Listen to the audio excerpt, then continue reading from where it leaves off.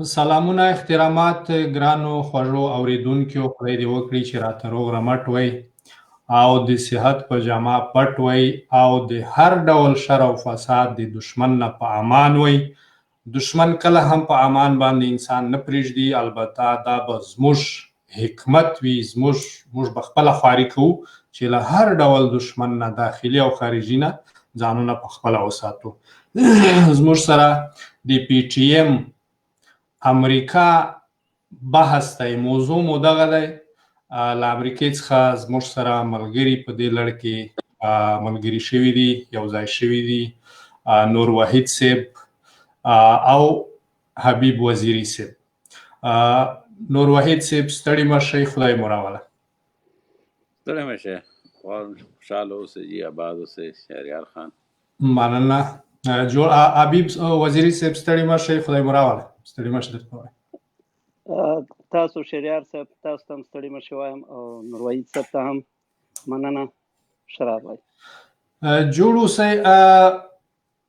نور وحید صاحب د امریکا په نړۍ کې یو قوت دی. امریکا په نړۍ کې یو داسې هیواد دی چې تقریبا له امریکې سره د نړۍ اقتصاد تړلی دی، له امریکې سره د نړۍ د اسلحې قوتونه تړلي دي، یعنی ډیر ډول اړیکې د نړۍ له امریکې سره تړلي دي. ولې چې یو قوت دی، یو طاقت دی، دا یې په خپل لیاقت باندې لاسته راوړی دی، یا یې په نړۍ کې ظلمونه کړي دي، یا یې ښه کړي دي، یا یې بد کړي دي، خو اوس یو قوت دی. موږ یې وینو د قوت په شکل کې. تاسو د دې په دغه ملک کې حضور لرئ او 2 کاله وړاندې د پښتونخوا کې یو غورځنګ راپورته شو، د پښتون ژغورنې غورځنګ په نوم باندې. د هغه سره په ملاتړ باندې د نړۍ په هر ګوټ کې چې د وس رسېدو، نو د خلکو احتجاجونه وکړل، د احتجاجي لړۍ پیل کړې. همدغسې د هر چا لپاره، د پښتنو لپاره او د نورو هیوادو لپاره امریکا له بل هر چا څخه ډیره زوروره ده او په دوی کې احتجاج، په دوی کې لاریون، په دوی کې راپورته کېدل، دا یقینا چې یو وزن لري. نو دغه سلسلې لړۍ تاسو اول په واشنگټن ډي سي کې فکر کوم تاسو دغه کړی و، لاریون کړی و، په هغې کې ډېر خلک راغلي وو چې هغه ویډیوګانې موږ ګورو. بیا وروسته اوس په کوم حال کې دی پی ټي ایم د امریکې؟ پرمختګ یې په کوم ځای ولاړ دی؟ څنګه یې ګورئ آینده؟ بله نور وحید صاحب.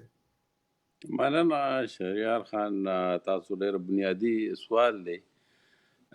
اول خو کوم تاسو چې خپل د امریکې هغه پیش که مخکې کو او خبرې مې پرې وکړې، همداسې ده چې دا یو داسې هیواد دی چې په دې کې تر ټولې دنیا، یو خو بیا واشنگټن ډي سي خصوصا به ووایو چې په دې کې تر ټولې دنیا هغه امبیسۍ او خلک مشینرۍ د هر ملک ناست دي. یو دویمه دا چې د میډیا نظر یا سترګې په دې وطن ډېرې زیاتې، په دې کې یو معمولي پیښه یا معمولي څه داسې دغه مینه د ټولې دنیا نړۍ چې څومره میډیا د هغه خبر را مخې ته کېږي، نو په هغه لحاظ باندې دا ډېر مهم ځای دی چې یو ایشو را مخې ته کې یا یو ایشو له ژوند ورکوي. نو همداسې وه چې دا په دغه لحاظ خو تاسو پرې خبرې وکړې. د هغې نه علاوه بیا کله چې د پی ټي ایم خبرې له راشو مونږ، نو دغه ورځې وې تقریبا د 2018 فروری میاشت وه، 2مه میاشت وه. نو په دې کې کله چې غورځنګ پښتونخوا کې کوزه پښتونخوا کې، نو د هغې سره چې کله هر پښتون دا احساس لرو، یو داسې خبر راپورته شو، یو داسې اواز راپورته شو چې هغه ډېرو خلکو، ډېرو ښو زورورو خلکو هغه اواز نشي راپورته کولی. نو دا د پښتون یو اواز و. بیا نو هر پښتون هغه ننګ راوچت په خپل زړه کې، نو بیا د هغې سره سره داسې و چې هغه ننګ به څنګه لکه عملي به یې څنګه کي. هر سړي دا زما مو ستا مو د بلو مو په وطن چې مو په بهر مو، نو په ډایسپورا کې بیا د خلکو احساس لکه زیات د قام سره، نو همدغه شان زمونږ هم دغه احساس و. د هغه اواز ملګرتیا په څه نه څه شکل کول غوښتل، څنګه وکړي شو، تنظیم نو، رابطې نه وي، بل څه نو. نو د هغه ځای چې کله راواخلو، د هغه غورځنګ کله چې پرلت شروع شو په اسلام آباد کې، د هغې سره دلته خلکو لکه څه خلک به داسې بنیادي یاد کړم چې د غورځنګ دلته کومه ملګرتیا یا کوم خلک راغونډ کړي دي، نو د هغې خلکو نومونه اخیستل ضروري دي. په هغې کې به زه دا ووایم چې مونږ دا کوشش کوو چې یاره مونږ څنګه داسې یو احتجاج خپل هم ریکارډ کړو د امریکې نه. نو ما خپله چې د خپل ځان خبره وکړم، نو ما د یورپ د ملګرو سره رابطه وکړه. نو د یورپ ملګرو ما ته وویل چې دغلته فلانې کسان یې راته یاد کړه، بیا چې د هغې سره رابطه وکړه او دوی چې کوم دی دا احتجاج په فلانې ورځ باندې ریکارډ کوي. نو بیا د مجیب خان سره مونږ، مجیب خان دلته یو جرنالیست دی، په پښتونخوا کې جرنالیزم کړی، بیا دلته راغلی دی. او لنډه پیژنګلوی دا ده چې په وایس اف امریکا کې څه وخت کار کړی، اوس خپله لګیا دی په بل یو امریکې په جرنالیزم په یو اداره کې دی کار کوي. نو هغه را جوړ کړی، بیا د هغه سره رابطه وشو، بیا غزې له ورغلو. نو زمونږ خو لکه هغه اولنی ترتیب هم داسې را جوړ شوی، بس یو اواز شو، خلک راله او بیا هلته سره پیژنګلیانې جوړې شوې. او د هغې ځای نه بیا یو قسم هغه کله چې مونږ احتجاج د پاکستان د امبیسۍ مخې ته وکړو، ډېر ښه کامیابه احتجاج و، ډېر جذبه وه په خلکو کې. او د هغې جذبې سره سره بیا هغه خپلوالی مو پکې هر یو سړي نږدېوالی پیدا شو، پیژندګلوي.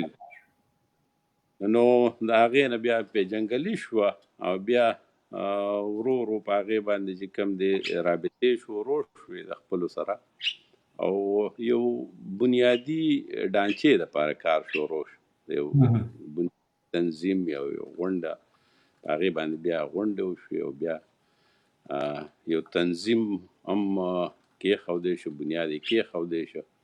په هغې کې ملګري چې کوم دی، نو هغه لیست هم بیا کوزه پښتونخوا کې مشرانو ته هغه لیست لاړو چې دا ملګري دي. هغې کې بیا زموږ سره ډېر ملګري د هر سټیټ نو تقریبا نمایندګي د ټولو سټیټونو وه د امریکې په زیاتو کې. لکه څوک پیژنګلي داسې نه وه، نو چې کومو کې نه وه هغې کې خو خیر چاته ونه رسېدی شو. خو چې کومو کې پیژنګلي وه، لکه نیویارک نه را شروع شوې، د ایست کوست نه د ویسټ کوست کیلیفورنیا پورې، په هغې کې ملګري چې څومره وو، د هغې پکې نمایندګي جوړه شوه.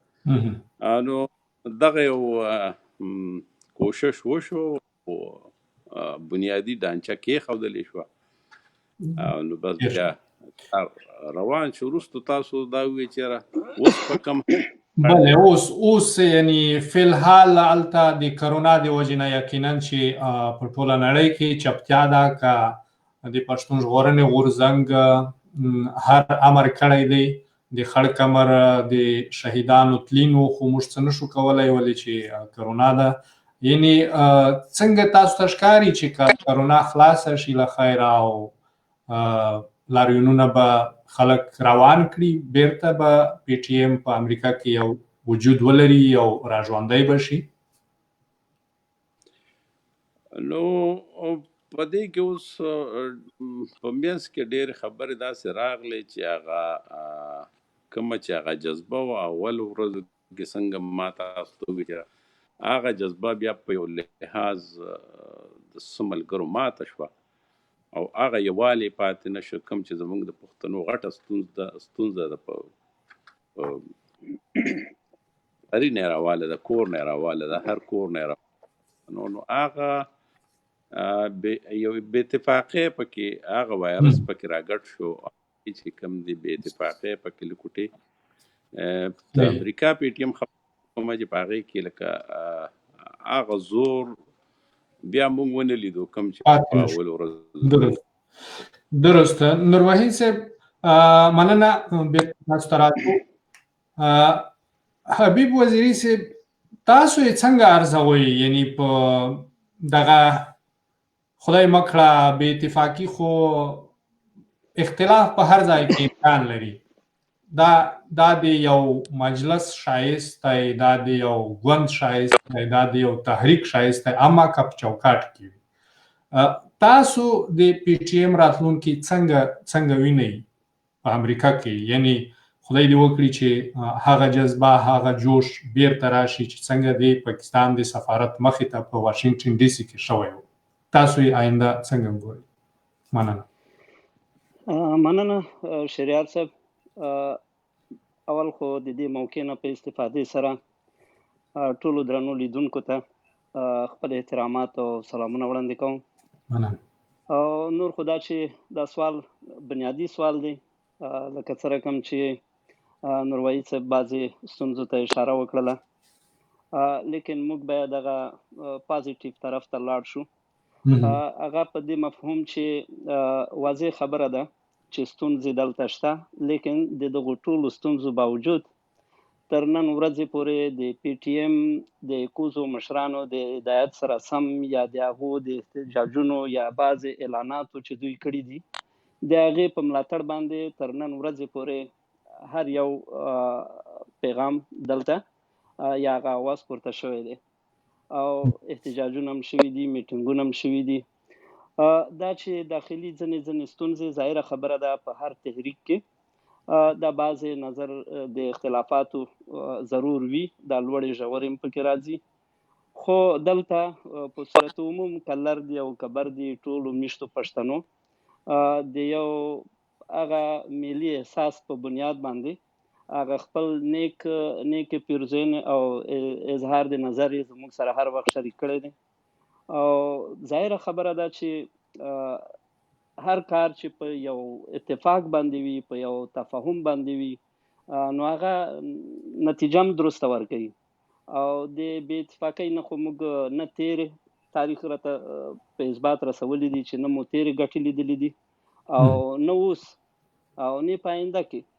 نو یوه خبره چې ډیره مهمه ده هغه دا ده چې د پښتون ژغورنې غورځنګ لکه څه رقم چې په پاکستان کې دوی په دغه معاصر تاریخ کې اولینی پاڅون یا تحریک دی چې په څنګ کې ورسره د پښتنو په تاریخ کې په دغه شپېتو اویا کالو کې چې په څنګ کې د ځوانانو ورسره خویندې او میندې اوژه په اوژه په هر احتجاج او هر غږ کې سهم اخیستی دی د پاڅون کې.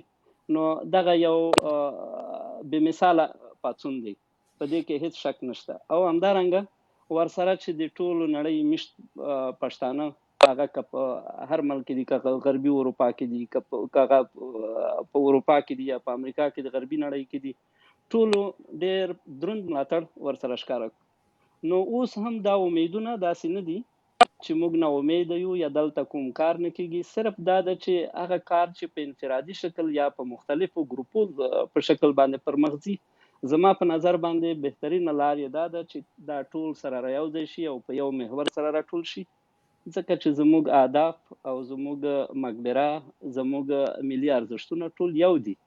نو دا چې یو دي، نو د دې لپاره پکار ده چې دغه یو داسې ملي اتحاد دلته راشي. په هغه وخت کې به بیا زما په نظر باندې دغه आवाज ډیر زر هغو لوړپوړو چارواکو ته او د نړۍ هر ټولې کومې د بشري حقوقو ادارې چې دي یا نورې ادارې کوم چې په دې هکله زموږ د ستونزو د حل لارې کې کومک کولی شي، نو هغو ته به دغه اواز په ډېرې اسانۍ سره ورسیږي.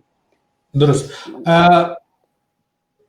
حبیب وزیری صاحب، یعنی هلته چې موږ اورو یو نور تحریکونه جوړ شوي دي، منځته راغلي دي، ممکن دا یقینا چې د ګټې په خاطر وي، هر پښتون ممکن خواري وکړي چې ملت ته ګټه ورسوي، اما څومره یې تاسو مهمه بولئ چې دا تر یو چتر لاندې شي؟ یعنی پی ټي ایم په نړۍ کې وپېژندل شو چې دا پښتون ژغورنې غورځنګ دی، درست.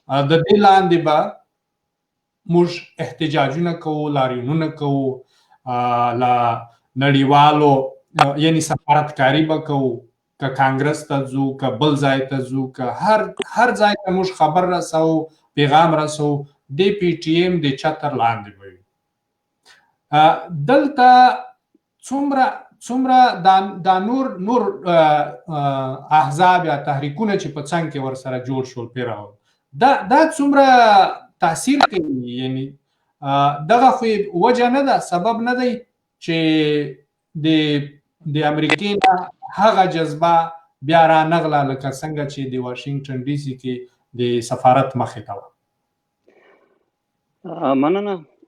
زما په نظر باندې، البته دا زما شخصي نظر دی، کېدای شي درست نه وي، لیکن زما په نظر باندې دلته هغه تحریکونه چې مخکې د پی ټي ایم نه وجود نه درلودلو په شکل د اشکالو، نو چې کله زموږ په پاکستان کې هلته د پښتون ژغورنې په نوم باندې یو تحریک یا یو پاڅون منځته راغی او د ټولې نړۍ د میشتو پښتنو له طرفه یې دروند ملاتړ هم وشو، نو په کار ده چې نور تحریکونه بعد له هغې نه که چیرې د ملي اهدافو ارزښتو ته قایل وي، او نو په کار ده چې د همدغې سیوري لاندې خپل فعالیت او جدوجهد ته دوام ورکړي، ځکه چې دغه بېلابېل مشخص نومونو باندې زه دا نه وایم چې په هغې کې به ډېر شریف خلک وي، ډېر درانه کدرونه به وي چې هغه به واقعا د قوم دپاره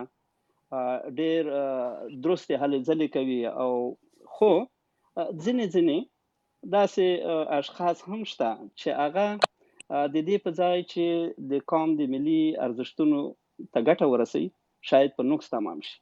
نو امریکا داسې یو پلیټ فارم دی چې د دې نه دلته موږ ډېر درانه شخصیتونه لرو او هغوی زموږ ملاتړي دي په صورت عموم زه وایم، او زه نه وینم داسې اشخاص چې هغه بالفرض که په هر اړخ کې دوی خپل جدوجهد کوي، لیکن چې د کوزې د پښتون ژغورنې غورځنګ د ارزښتونو سره په ټکر کې نه اوسېږي، زموږ د سر تورې سترګې دي. او زه دا وایم چې په آینده کې هم دا امیدواري شته چې موږ به ټول په یو ګردي میز باندې سره راټولېږو او بله لاره زموږ شته نه. ډېر اعلی. نور وحید صاحب،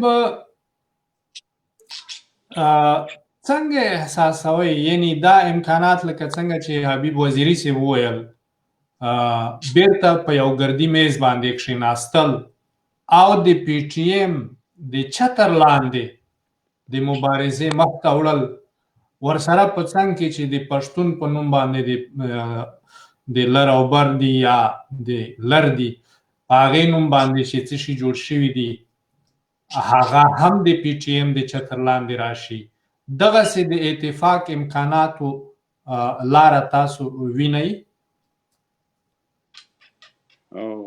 مننه جي. داسې ده چې دا یو که دې ته مونږ وګورو پښتون ژغورنه غورځنګ، نو دا د یو کس ملکیت نشي کېدی، دا یو تحریک دی. تحریک دا د ټول قام نمایندګي کوي، د ټول قام نمایندګۍ کې بیا دا ده چې دا یو کس داسې نشي ویلی چې دا زما دی یا ته پکې نه یو یا ستا دی زه پکې نه یم. نو دا یو ضرورت دی، او دا ضرورت داسې دی چې بغیر د اتفاقه، بغیر د یووالي نه، بغیر د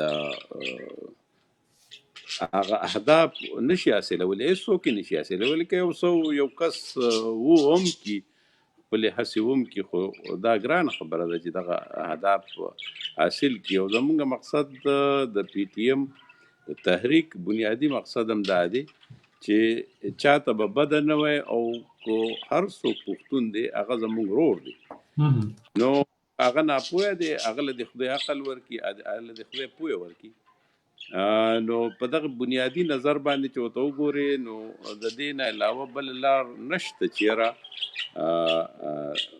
په اتفاق سره او په یو والي سره، په یو موټي سره دا رامخکې شي او هغه خپل اهداف په نظر کې وساتي، او دا خبرې پرېږدي چې ته ښه او ته نیخ او زه ښه یم، او دا بدګمانۍ ترمنځ وباسي. نو دا به ځي، دا به اخر تحریک وي، د تحریک ژوند دي، نو هغې کې به دا خبرې خامخا راځي چې دا به ټول په یو ځای سفر کوي او یو منزل او یو تګلاره به یې نیولي، نو دا به ټول په یو ټغر راغونډېږي خامخا، د هغې نه بله لاره نشته. او څوک چاته بد نیت نه ساتي، زه چې څومره وینم او ګورم، نو دا ده چې هغه احساس لري هر یو کس، څنګه چې وزیري صاحب وویل خپله باندې دې خبرې نه هم دغه ظاهره ده، او نور ملګري هم داسې دي چې هغه هم دا احساس لري چې دا څه روان دي، دا ښه نه دي.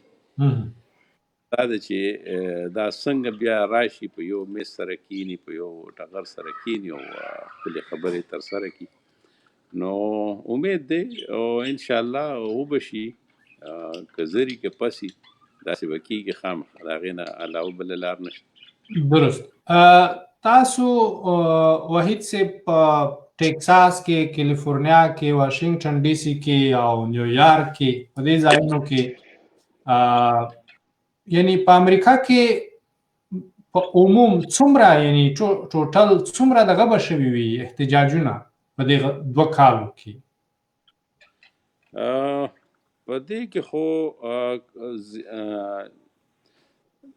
اکثره داسې شوي دي چې پیرلل شوي دي. یو لکه که مونږ دلته په دغه کې کړی دی، په واشنګټن ډي سي کې کړی دی، نو د هغې سره سره بیا بل په کیلیفورنیا کې هم سم شوی دی، د هغې د کونسلیټ مخې ته، د پاکستان امبیسۍ د کونسلیټ مخې ته. نو په دغه حساب چې ورته ګورې، نو دلته بیا په نیویارک کې مونږ لکه د یونایټډ نیشن مخې ته یو ځل خو زه خپله تللي وم ورته، او نور ملګري م راسره وو، او په 2م وار چې کوم دی، نو د واشنګټن ډي سي نه ډېر ملګري نه ورغلي، په کوم کې چې یو پیښه هم شوې وه چې د عیسائی خلک او هغې دغه کړي وو، بدې ردې ایون تر دې چې پولیس هم ترمنځ راغلي وو، پکې هغه دومره یو خبر راغلی و. نو داسې په نیویارک کې هم دغه شانتي شوي دي. نو ته یاره ما سره خو لکه داسې حساب نشته، خو دغه تقریبا 19 نه به زیات مونږه داسې دغه کړي، احتجاجونه هم کړي، او بیا دا احتجاجونه کولاو خبره ده، او بیا د هغې نه علاوه چې کوم دي په بندو ځایونو کې کانفرنس په یو پیښه باندې یا غندنه شوې ده، نو هغه هم پکې بیا ډېر دي داسې شوي دي. درست، ډېر اعلی. حبیب وزیري صاحب، دغه لاریونونه څنګه بڼه یې لرله؟ یعنی په نوره نړۍ کې خو موږ وینو لر او بر شریک په یوه لار روان دي، تر دمګړۍ پورې لر او بر په یو ځای روان دي، په دې کې پټه خبره نشته، ولې چې د لر درد د بر دی، د بر درد د لر دی، دواړه شریک ټغر لري.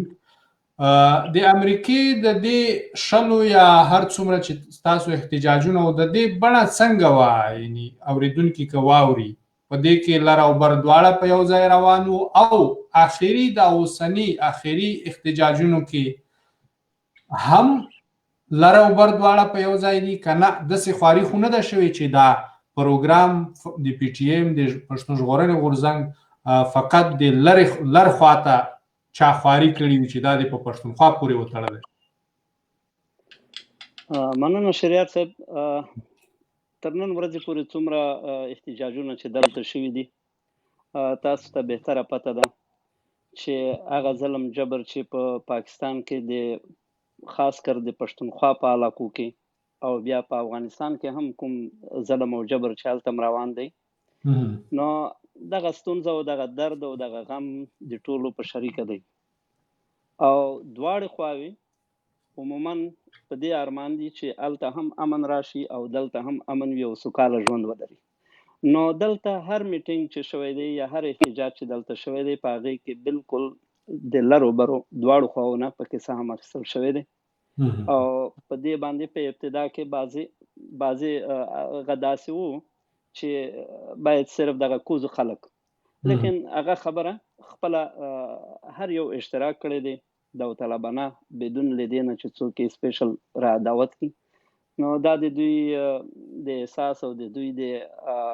شرکت نه موږ منندوی یو هر وخت داسې کوم هغه نه و مشکل درست ارتباط یعنی دغه اخیری علت یعنی د موږ باید په دې خبره هم وژغېږو پی ټی ایم امریکا لکه څنګه چې په اول پیل کې وویل چې امریکا یو داسې نقطه ده چې هلته که موږ ډېر ورکوټی حرکت هم کوو نو نړۍ پر خبرېږي درست په دې اخري احتجاجونو کې اندازتاً تاسو به هغه ویډیوګانې یا پکې به شرکت به مو کړی وي یا به مو لیدلي وي څومره خلکو به شرکت کړی وي 10 شل 10 داسې اندازتاً داسې ده چې تاسو ته پته ده چې د اروپا یا غربي نړۍ قوانین او مصرفیات نسبت زموږ ملکونو ته فرق کوي ډېر خلک هر یو غواړي لیکن د خپلو مصرفیاتو په وجه یا د خپل جاب په وجه په هماغه وخت باندې نشي کولی چې ځان حاضر کړي او همدارنګه هر احتجاج هم چې هلته شوی دی دا زموږ ټولې خبرې داسې ناڅاپي راغلي دي که موږ به یو پروګرام دی یو کالیزې په ارتباط نیولی او یو بل شی دلته به زموږ یو شهید به وشو چې بیا به هم د هغه د شهادت په ارتباط غږ کولو نو د دغو ستونزو په حساب باندې دا چې دلته په کاري لحاظ باندې خلک لري نو عموما په بعض ځایو کې تر 100 پورې شپېتو کسانو پورې 100 پورې مختلف په ځینې ځایونو کې د دې نه هم زیات خو بدبختي په دې کې ده چې موږ دلته په واشنگټن کې بالفرض ورجینیا سټیټ دی میریلینډ دی او ډي سي ده ځینې وخت داسې هم شوي دي چې په ډي سي کې هلته خپل پروګرام بعضې ملګرو نیولی دی په ورجینیا کې خپل نیولی دی په نورو سټیټو کې خپل نیولی دی نو که دا چیرې ټول سره راټول کړي نو په هغې حساب بیا زیات راځي یعنی فعالیت د ډیروالي د لږوالي دا په دې پورې نه دی تړلی چې خدای مکړه زموږ نه یا لر خفه دی نه دی راغلی یا بر خفه دی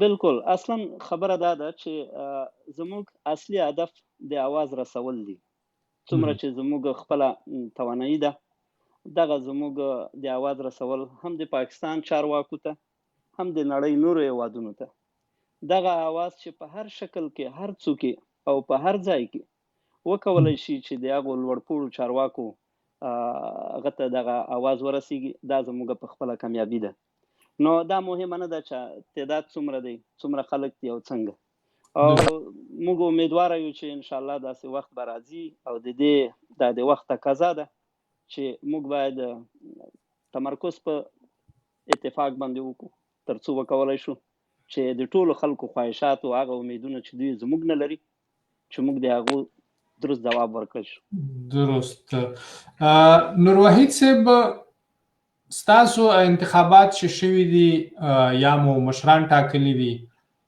د هغوی وخت معین دی وخت معلوم دی چې دا په کال کې کیږي 2 کې کیږي څومره کې که نه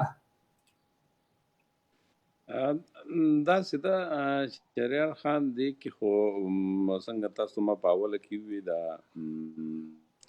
کله چې د دې تنظیم هغه خبرې کېدې نو دا ټول را یوځای شو په یو اتفاق سره دی خپل یو تنظیمي ډانچه وټاکله په هغې کې داسې و چې د هر سټیټ نه پکې کس واخیستی شو او هغه کس چې کوم دی نو د کور کمیټې ممبران یو قسم وټاکلی شو، بیا پکې یو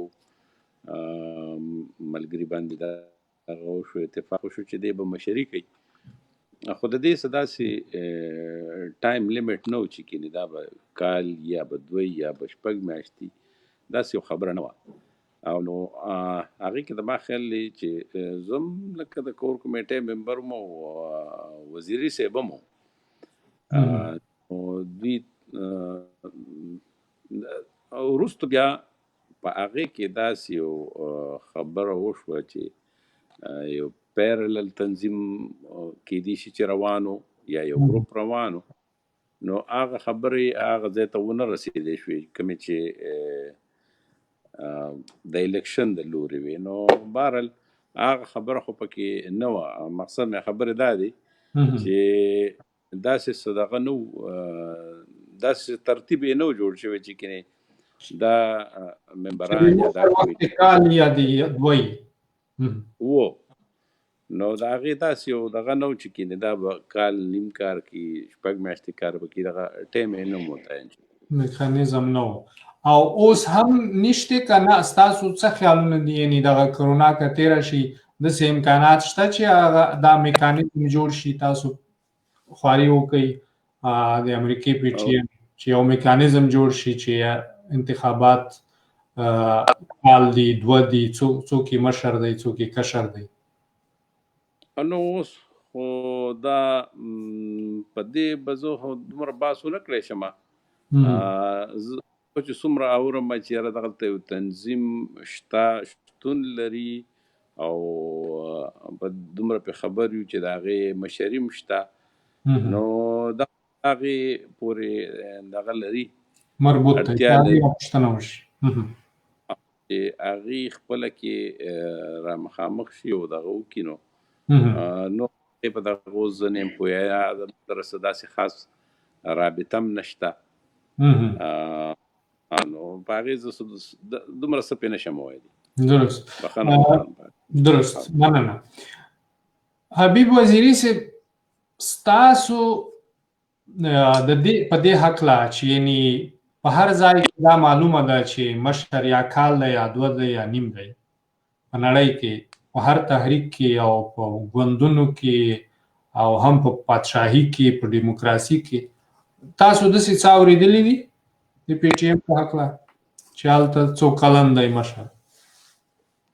شهریار صاحب، ځینې سوالونه تفصیل یې پبلیک لږ مشکل شي، لیکن د دې په خاطر باندې چې ځینې خبرې په کار دي چې سړی سپینې وکړي او صرف د دې په بنیاد باندې چې هغه زموږ د آینده د اتفاق او د اتحاد سبب وګرځي. لکه څه رقم چې مخکې میرویس صاحب اشاره وکړله، دلته تنظیم چې موږ کله جوړولو، دا تنظیم اصلا نورو ملګرو چې مخکې هغې کې مجیب رحمان و، یو څو کسان نور و، پیرزو برشا و، ځینې نور و چې خلیل دی، یو څو کسان نور، خو دغه د یو د په خاطر چې یو مرکزیت جوړ شي وکولای شو چې د یو بل سره تماس ولرو او دغه د آینده که احتجاج وي او که نورې غونډې وي هغه یو څه نه څه سره منظمې کو. بیا دوی دا محنت کړی و چې د نورو سټیټونو د نیویارک او د کالیفورنیا او د ټکساس او د نورو سره د هغو مشرانو او دوستانو سره یې رابطې کړې وي. بیا ما ته هم ټلیفون وکړو، موږ لاړو، میرویس صاحب هم و، دغه یوه هغه وشوله، په هغې کې دوی انتخاب کړی و چې دغه ترتیب دی او دغه به د کور کمیټي وي او دغه صدر دی چې په هغې کې پیرزو برشا انتخاب کړی و. نو دا یو موقتي صرف یو بنیاد کې ښودل و او وروسته له هغې نه بیا ځکه چې د 5-6 نفره یا 10 نفره خو د ټول پښتون قوم هغه نشي کولی او دلته په امریکا کې نور ډېر زیات د پښتنو کلتوري فرهنګي ټولنې موجود درلوده، نور هم ډېر مختلف تحریکونه وو. نو د دې لپاره چې دا ټول پکې سهم واخلي موږ وخت میرویس تاسو کیمرې ته یو څه ځان برابر کړئ، مننه به مو وي. کیڼ څنګ مننه. دغه اولینی اقدام صرف د دې په خاطر باندې وو چې یو زمینه مساعده کو د دې لپاره چې په آینده کې دغه ټول مخور درانه نور شخصیتونه چې دلته پوهان دي، لیکوالان دي، سیاستمداران دي، نور چې ډېرې تجربې لري او کولی شي چې ډېر مفید تمام شي د تحریک دپاره او یو منظم درست اصول ولرو، یو پروګرام ولرو او هغه پروګرام هم د کوزو مشرانو او د مشرتابه د هدایت سره سم دلته پر مخ یوسو. نو په دې کې شک نشته، دلته ډېر تکړه مشران موږ لرو، ډېر تکړه ځوانان لرو. خو بدبختی دا وه چې کله موږ دغه جوړ کړلو، دغه اول ابتدایي غږ دوی جوړ کړلو، په دې کې موږ تاسو کیمرې ته ځان سم کړئ، مننه به مو وي. تاسو نیمایش همدغسې مننه. بله. نو بعد له هغې نه بیا داسې شول چې زموږ خو د بدقسمتۍ نه ځینې وخت د ملي ارزښتو پر ځای باندې دغه خودغرضۍ یا ذخیلۍ او دغه ضدیت او دغه شیان دا د یو څو اشخاصو په وجه به وي.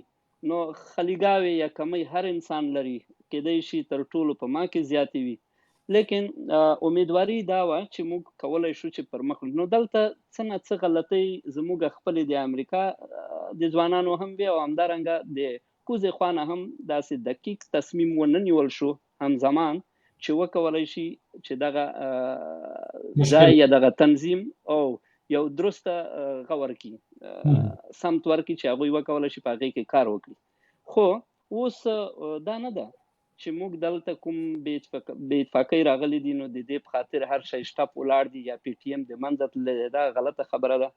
پی ټي ایم هغه خپل څه چې ضرور دي هغه په خپل معین وخت باندې تر اوسه پورې هغه که هر ګروپ دي، که هر چا دي، که په هر ځای کې دي، دا نه چې موږ یا د ځان متعلق وایو یا بل نه، ټولو هغه خپل فرایض یې ادا کړي دي. دا چې موږ کوشش دا دی چې دا ټول سره په یو محور راټول شي او د دې امیدواري یو څه نه څه په کار هم د کوزې خوا نه ده چې هغوی هم په خپلو خبرو کې او په خپلو دریځونو کې او په خپلو پریکړو کې همزمان په هماغه معین وخت باندې پریکړې وکړي او دلته هم په کار ده. نو امید دی انشاءالله چې آینده کې به دغه ستونزې ټولې رفع شي. ډېر ښه. قدرمن نور وحید صاحب، سمه ده په هر ځای کې په هر سیستم کې ممکن چې هغه جذبې چې اول وي بیا وروسته یو څه یا سړې شي یا مختلف مشکلات ورته رامخته شي. څنګه کولی شو د امریکې په ځوانانو کې، په مشرانو کې، په کشرانو کې هغه د ملي ګټو په خاطر باندې هغه جذبه بیرته راژوندی شي؟ د هغې لپاره تاسو اقدامات ووینئ، یعنی د کومې لارې نه موږ دا اقدامات وکړو؟ څنګه کولی شو څوک دې هلته پکې خواري وکړي؟ ستاسو څه فرایض جوړېږي؟ داسې امکانات که تاسو ځوانانو ته، ملګرو ته په ګوته کړئ چې یعنې امکان 100% شته، اوړی هم راځي، ژمی هم راځي، په یو بوټي باندې کله پاڼې وي کله پاڼې نه وي. بله. نو بالکل هم سمه خبره ده، همداسې دا کیمرې ته ځان سم کړئ، مننه. نورې وګرځوئ ښي لاس ته دغسې. بله. نو څنګه چې تاسو وویل داسې ده چې شهریار خان په دې کې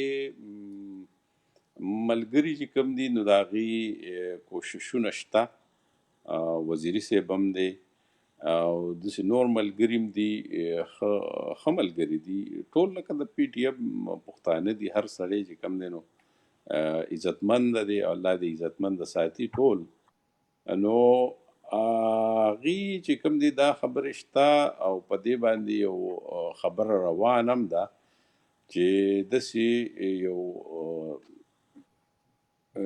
پروګرام چې داسې وکړو چې یاره مونږ دا څومره په دې وطن کې مشت پښتانه دي، که هغه هر څوک دي، مونږ په دې پسې به مونږ ځو. خو دا کرونا د میاشت کې راغله، کې دا پروګرام و د مارچ په میاشت کې، په دې درېیمه میاشت کې دا یو داسې پروګرام و، ملګرو رابطې شوې وې چې یاره داسې به وکړو چې مونږ به وګرځو په ټولو ملګرو باندې، په ټولو پښتنو باندې، او دوی به مونږ راغونډ کړو، موږ ورته دا به نه وایو چې یاره دا زموږ د پی ټي ایم د تنظیم پروګرام دی، خو یو عام د پښتنو یو غونډه د یو پروګرام دی. نو په هغې کې به دې ته موږ سوالونه کېدو چې موږ ته څومره پښتنو ته عموما څومره ستونزې مخې ته ولاړې دي په وطن کې، او د هغې یو حل لاره کتنه دي او یو کوشش د هغې دپاره کونه دي. نو په هغې کې هر پښتون چې کوم دی هغه دا نه غواړي چې یاره زما مقام دې سخت دی. نو هغې سختۍ دپاره چې کوم دی نو هر یو کس دا کوشش کوي چې راحته جوړه کړي او دا کوم تورې وریځې چې زموږ په وطن خورې دي د هغې د خورولو به کوشش کوي. نو دا امید هم لره چې هر یو سړی دې ته راغلی وي که هغه زموږ سره په پی ټي ایم کې شتون لرو یا نه لرو، خو دا ده چې په دې افغانیت زموږ سره یو وي. نو همدغه یووالي جوړولو دپاره موږ داسې یو ترتیب کېښودی و، خو دا ده چې د کرونا د وایرس زموږ سره چې کوم دی نو دغه وکړو او هغه څیز عملي نه شو. خو دا ده چې دغه خیال شته، یو نظر شته، ډېر ښه، او انشاءالله لوی کار کلمه به کار کېږي. دا ډېر لوی کار دی. یعنې کرونا کې خو هر څه شی ودرېدل، یقینا هم دولتي چارې هم شخصي چارې. نو یقینا چې یو دفعه پلان شته نو دا پلان به د کرونا نه وروسته تاسو انشاءالله امکان دی چې په مخ یې وړئ. ډېر ښه. حبیب وزیري صاحب، تاسو څه اورېدلي، یعنې څه امکانات دي چې خدای دې وکړي چې ګردی میز کومې هڅې روانې دي د نور وحید صاحب خپل مجلس او ستاسو مجلس، یعنې څه مو اورېدلي دي د کرونا نه وروسته امکانات شته چې تاسو سره کښېنئ؟ شهریار صاحب مننه. تر کومه پورې چې زه خپل شخصي معلومات لرم امیدواري شته، او همدارنګه په کار هم دا چې که چیرې د انسان دغه د مظلومانو تحریک ته خیر ونه رسیږي نو بېخیري هم باید ونه رسوي، او هر شی چې په اخلاص او صداقت باندې وي د هغې عقوبت هم خامخا د ټولو په ګټه باندې وي. او ظاهره خبره ده چې د کورونا وایرس خو نه صرف دلته بلکې په ټوله نړۍ کې خلک له ډېرو ستونزو سره مخامخ کړل، او الله پاک دې چې څوک ځینې مړه شوي دي الله پاک دې شهادت قبول کړي، او څوک مریضان دي هغو ته د خدای پاک عاجله شفا ورکړي. نو امیدواري دا شته، او که دا امیدواري هم نه وي په موږ باندې دا فرض ده چې موږ هغه څه چې په دې هغه کې موضوع کې کولی شو د خیر کار وکړو او هغه کار وکړو چې موږ ټول سره منسجم شو، سره راټول شو، نو دا بده خبره نه ده. درست، ډېره ښه. نن د پی ټي ایم په امریکا کې یعنی یو گورنینګ باډي خو شته دی، یو مشر خو شته، یو سیستم خو شته دی. دا سوال ما ته راځي دی؟ بله. بخښنه. داسې ده چې لکه مخکې چې نور وحید صاحب هم په دې ارتباط هغه خپل نظر تاسو سره شریک کړلو چې دلته یو مشر ټاکل شوی و په ابتدا کې، خو هغه موقتي و، صرف د دې په خاطر باندې چې موږ یو بنیاد کېدو. نو هغه وخت کې هغه پیر زبیر شاه و. بیا وروسته د هغې نه بعضې ستونزې راغللې، نو موږ وویل چې صحیح ده. بعضې نورو ملګرو هم دا پیشنهاد و چې یاره خو دا باید انتخابات وشي، او دغه انتخاباتو کې چې هر څوک و هغه کار به اهل کار ته وسپارو. نو هغه هم داسې نه چې په اصطلاح د یو شخص خواهش و، هغه د ټولو خواهش و.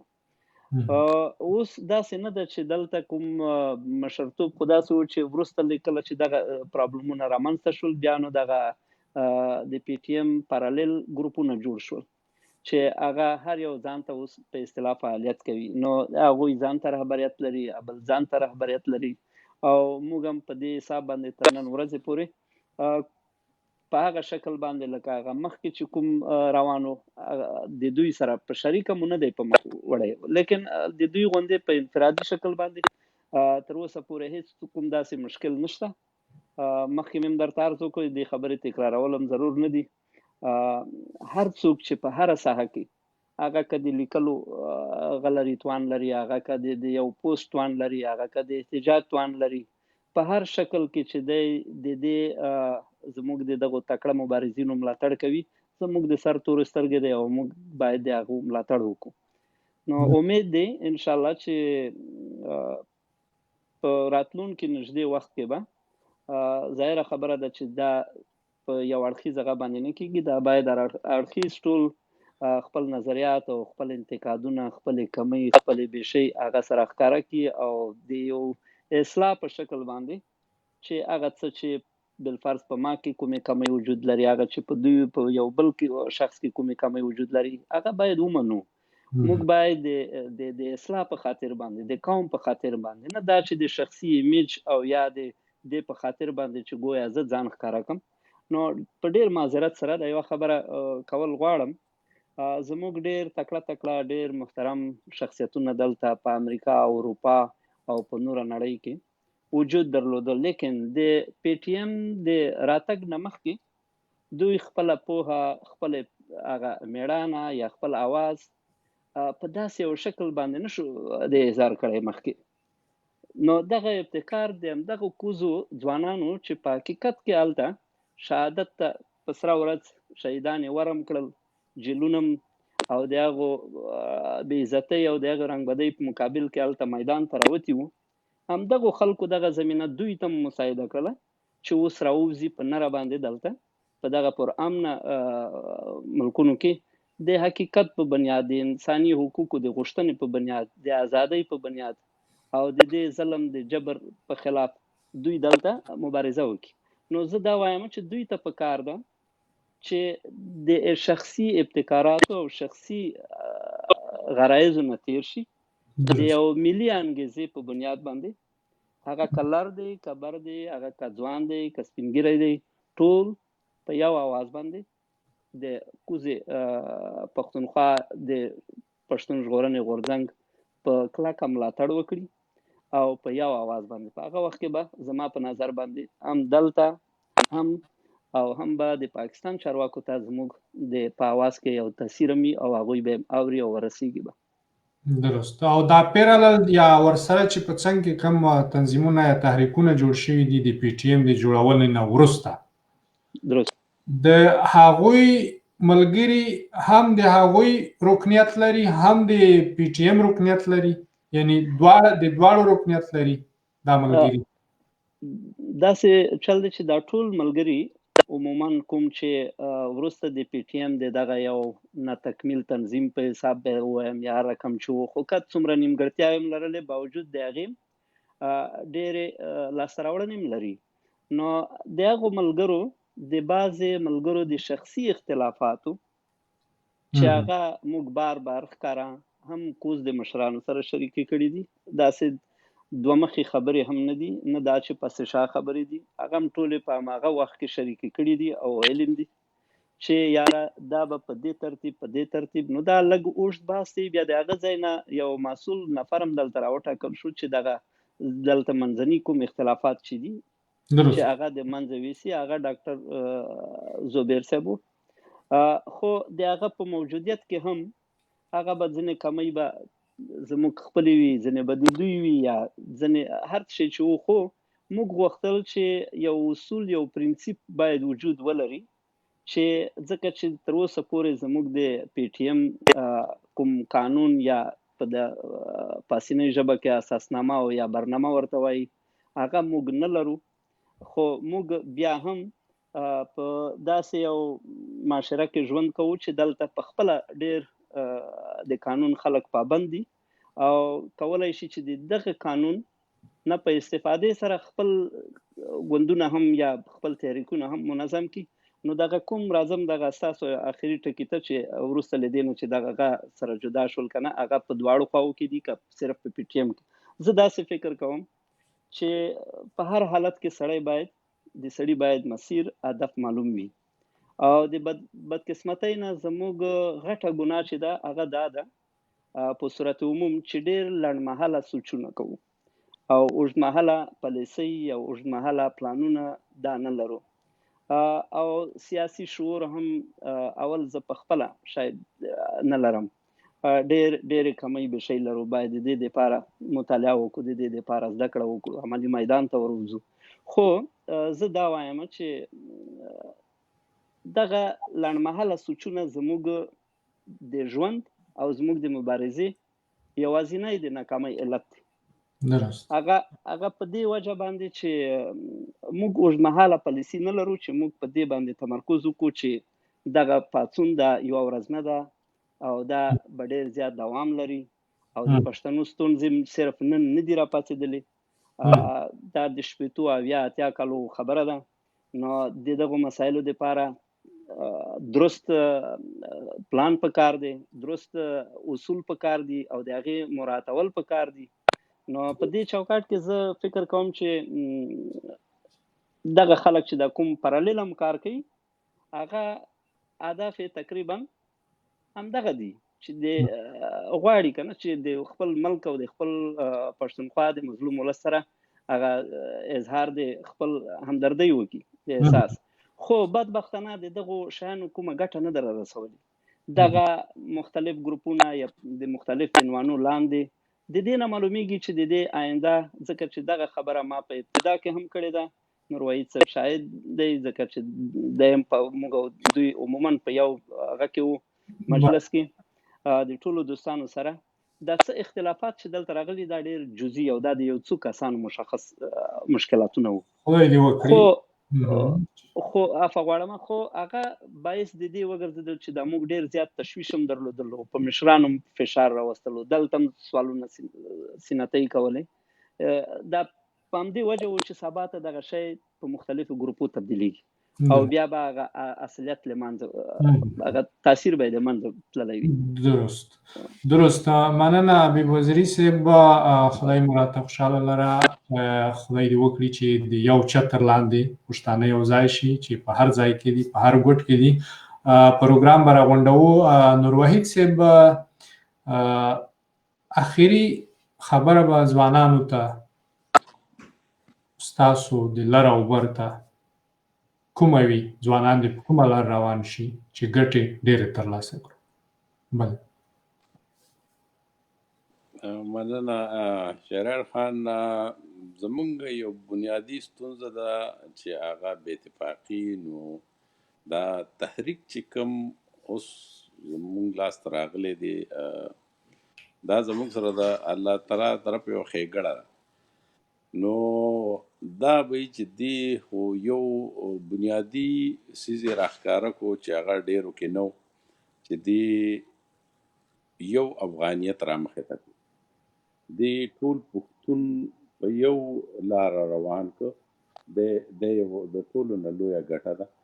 نو امید د ځوانانو نه دی او د ټولو افغانانو پښتنو نه دی چې دې تحریک ته وده ورکړي او دا تحریک چې پښتنو له کمې ګټې راوړونکي دي او دا په دې امید او په دې هیله چې انشاءالله دغه ګټې به یو ورځ نه ورځ چې کوم دی نو زمونږ را روان ټول ته په لاس کې او هغه به په دې باندې ډېر غټ ویاړ کوي او فخر به پرې کوي. نو په دغه فخر او په دغه ویاړ سره د راتلونکي نسل دپاره زموږ ټول ځوانانو ته دغه خواست دي چې د دې تنظیم د دې تحریک په نظامت کې د دې مټې مضبوطې کړي او دې سره یو شي او په یو لاره باندې په یو اتفاق په یو آواز باندې دې ته وده ورکړي. نو دغه به زمونږ میسج ټولو پښتنو ته، ټولو افغانانو. مننه زیاته. بلې حبیب وزیري صاحب ستاسو اخري دغه به واخلو ځوانانو ته، ملګرو ته اخري پیغام. مننه. شهریار صاحب، زما په نظر باندې د ټولو نه مهم شی چې دی هغه اخلاص او صداقت دی او په دغه د اخلاص او صداقت او حقیقت په بنیاد باندې دغه کوزو زموږ مشرانو هم څومره ملاتړ چې پیدا کړی دی همدغه د اخلاص او صداقت په بنیاد باندې دی او هلته هم د ډېرو مختلفو نظریاتو خلک، لیکن د یو ملي هدف او د یوې ملي ستونزې په بنیاد باندې ټول په یو ټغر سره راټول وو. حال دا چې په هغه معاشرې کې ډېر مشکل دی چې دغسې خلک په ټول یو ځای سره راټول کړي. نو د دې نه زما په نظر باندې په غربي نړۍ او اروپا کې چې څومره غدي باید د هغو نه لږ درس واخلو او موږ ته پکار ده ځکه چې دلته ډېر باشعوره ډېر تکړه ځوانان مشران لرو او دوی واقعا کولی شي چې دلته یو ډېر درست او ډېر قوي تنظیم چې د هغې به همزمان هر ځای ته هغه رسیږي اواز رسیږي. نو خواهش او هیله مې د ټولو نه دا ده چې دوی په پوره صداقت او اخلاص باندې خپل مبارزې ته دوام ورکړي او د اتفاق طرف ته، ځکه چې یوازینۍ لاره چې په دې ننني حالاتو کې ده هغه اتفاق دی، بله زموږ لاره نشته. نو دغه زما پیغام دی. نور ښه صحت او سلامتیا مو غواړم. مننه زیاته نور وحید صاحب ستاسو او حبیب وزیري صاحب ستاسو چې را سره وئ. بیا به هم راځو د پروګرامونو به کوو او ملګرو ته به هغه میسیج رسوو چې د قوم په ګټه رسي. مننه زیاته، په مخه ښه درته وایم. کور مو ودان. نور وحید صاحب په مخه مو ښه. السلام علیکم. حبیب صاحب تاسو ته مخه ښه. مننه ملګرو، زموږ سره ملګري وو له امریکې څخه د پی ټي ایم په حواله باندې. هلته پی ټي ایم ډېر وخت یې غږ سست دی، هغه قوي اواز یې نه راځي څنګه چې امریکا ده. د امریکې د پی ټي ایم اواز باید داسې دومره زورور وي چې د نړۍ هر کونج ته ورسي. اما ولې؟ په دې به مخکې بیا هم مجلس کوو او دا د فکر خبره ده. په دې کې باید ځوانان فکر وکړي او د امریکې ملګري دې ته ځان اړ کړي او په دې باندې ځان پوه کړي چې ولې د پی ټي ایم غږ کمزوری دی. دا د هر سړي لپاره د فکر خبره ده او زموږ به دا سوال وي چې د یو چترۍ لاندې دې راشي، دا به ګټه وي، هم به د دوی ګټه وي، نوم به یې لوړ وي او هم به ملي ګټې ته خیر رسولی. مننه. د لوی او هوسا افغانستان په هیله.